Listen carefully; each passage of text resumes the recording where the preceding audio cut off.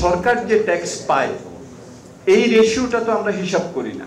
সরকার tax পান, রাজস্ব পান হলো 8.2% জিডিপি, জনগণকে 8.2% দেয়, জনগণ তো তার থেকে অনেক বেশি দেয়। IMF এর কারণে আমাদের এই যে কর বৃদ্ধি, আসলে এটাকে সিপিডি আপনারা জানেন যে আমরা অনেকদিন ধরেই বলছি যে আমাদের দেশে কর জিডিপির হার অনেক কম এবং আমাদেরকে এখানে সুনির্দিষ্ট পদক্ষেপ গ্রহণ করতে হবে।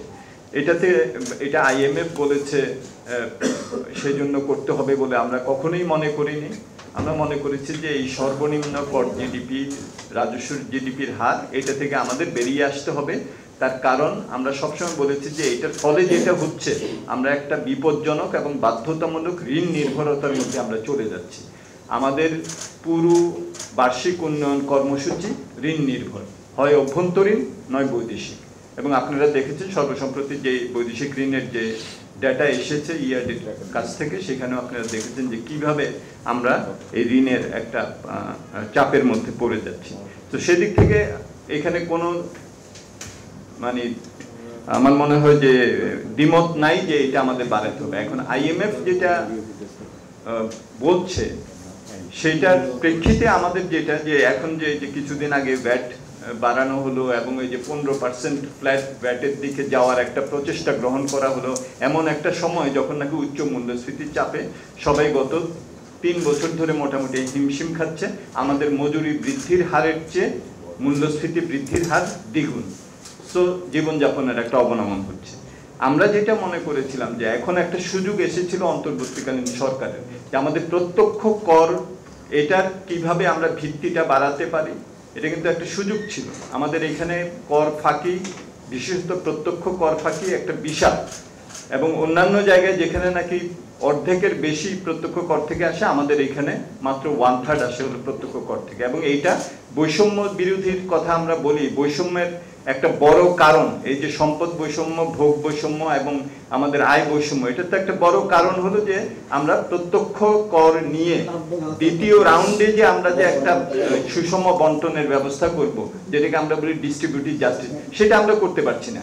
এখন একটা কিন্তু সুযোগ ছিল যে একটা পরিবর্তিত অবস্থায় একটা জোর একটা আমরা সেখানে যাওয়া, সেটা আমরা করতে পারিনি। সেখানেই কিন্তু আমরা বলেছি যে আমাদের দ্বিমতটা সেই জায়গায় ছিল।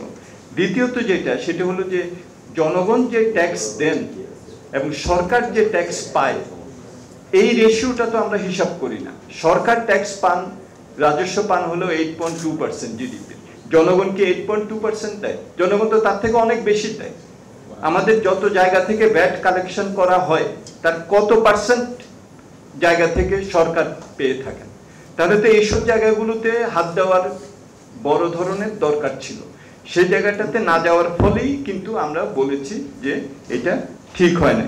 এখন সেটা IMF আমার মনে হয় না যে বলে দিয়েছে যে তোমরা অপ্রত্যক্ষ করের মাধ্যমে তোমরা টাকা তোলো। IMF এর যেটা ছিল সেটা ছিল যে 0.5% জিডিপি প্রতি বছর বাড়াতে হবে, এবং কোনটা দিয়ে বাড়াতে হবে সেটা তো আমরা ঠিক করতে পারতাম যে প্রত্যক্ষ কর, এবং আমাদের অর্থনীতির জন্য এটা প্রয়োজন। দ্বিতীয়ত যেটা, সেটা হলো যে আমাদের কর কাঠামো, যেটা এই যে ইম্পোর্ট ডিউটির উপরে ডিপেন্ডেন্স, প্রত্যক্ষ করের থেকে কম আদায় হলে তো আমাদের অপ্রত্যক্ষ কর যেগুলো আছে এবং কাস্টমস ডিউটি, এগুলো আপনারা জানেন। এই যে তেলের দাম আমাদের যে এত বেশি, সরকার 20%-এর উপরে সেখানে একদিকে ট্যাক্স কালেক্ট করছে, আবার সেখানে আমাদেরকে আবার ভর্তুকির সাথে ওইটাকে সমন্বয় করতে হচ্ছে।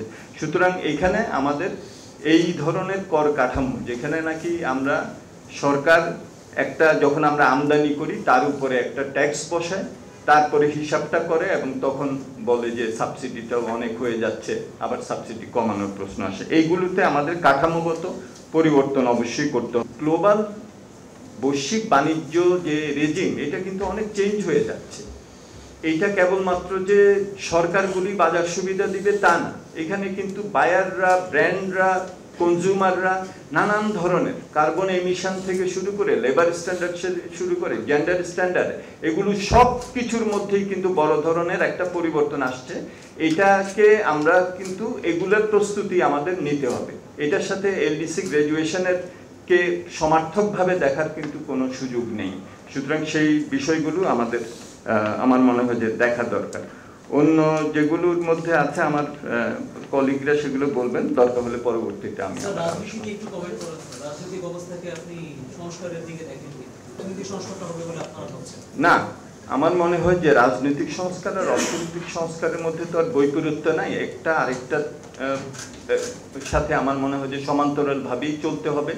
আমাদের রাজনৈতিক সংস্কারও করতে হবে, অর্থনৈতিক সংস্কারও করতে হবে, তবে দুটোই কিন্তু এটা একটু মধ্যকালীন বলেই আমি মনে করি। যেমন রাজনৈতিক সংস্কার পার্টিগুলোর ভেতরের সংস্কার ছাড়া কেবলমাত্র ইলেকটোরাল সংস্কার দিয়ে রাজনৈতিক সংস্কার হবে না। তো পার্টির ভিতর যে সংস্কার, সেখানে যে গণতন্ত্র সেগুলোও কিন্তু একটা প্রক্রিয়ার মধ্যে হতে হবে। আর অর্থনৈতিক সংস্কার, সেগুলো আমরা এখন সংস্কারের অনেক প্রস্তাব আমরা দিয়েছি, কিন্তু সেটার বাস্তবায়ন করতে গেলে সম্পূর্ণ সেটাও একটু সময় লাগবে। তবে আমার মনে হয় এটা সমান্তরালভাবে হতে হবে। তবে আমি নিজে ব্যক্তিগতভাবে মনে করি যে আমাদের যত দ্রুত সম্ভব আমাদের গণতান্ত্রিক একটা প্রক্রিয়ার মধ্যে আমাদের যেতে হবে, এবং সেই গণতান্ত্রিক প্রক্রিয়ায় যাওয়ার পথে আমরা যদি একটা সমঝোতায় আসতে পারি যে পরবর্তীতে আমরা রাজনৈতিক এবং অর্থনৈতিক যে সংস্কারগুলি এখন করা হচ্ছে সেটাকে আমরা অব্যাহত রাখব,